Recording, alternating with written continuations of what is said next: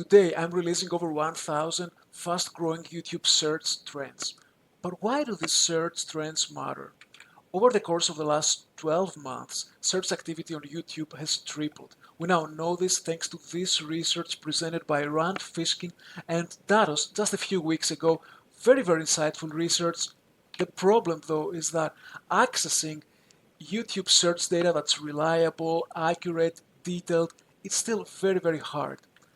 Google Trends for YouTube help a little bit with this. However, historically, data has been quite noisy due to the low search volumes. As things are now changing though, I thought it might be a good time to re-explore YouTube search. So I've analyzed over 20 industry categories to identify the most promising and fastest growing search trends. So enjoy exploring these trends. If you're a brand, an agency, or a creator, I would love to hear from you how this type of research could be something helpful to you.